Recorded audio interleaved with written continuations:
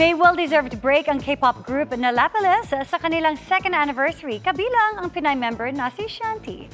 Kaya magpo-focus muna siya sa local projects at excited makatrabaho ang ilang kapuso star.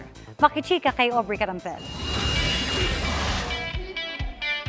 Habang nakabreak sa activities sa member of the K-pop group Lapillus, nakafocus daw muna ngayon si Shanti as a sparkle artist. Bukod sa guesting sa iba't ibang kapuso shows, gusto raw ni Shanti na bumalik sa pag-arte.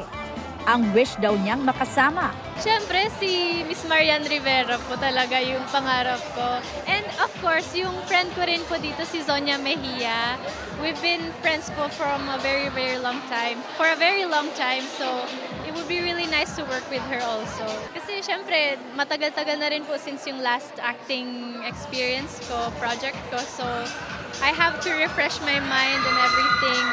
Naghahanda na rin daw si Shanti para sa pagdalo niya for the first time sa GMA Gala next month. Looking forward na raw siyang ma-meet doon ang fellow kapuso stars.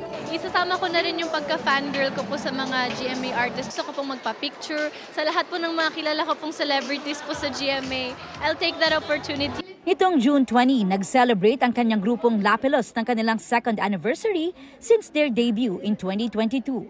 Naka-break din daw ngayon ang iba pang Lapillus members, kaya nag-celebrate lang daw sila online with their fans. I'm glad that they get to rest and be with their family. Pero yun nga lang, of course, there's a side of me na sayang kasi hindi ko sila kasama na mag-celebrate. Pero I'm happy naman na yung mga Lapis sa social media, sobrang supportive nila and they keep sending their love. Hoping si Shanti na magkaroon ng bonggang comeback ang Lapillus soon. Aubrey Carampel, updated sa Showbiz Happening.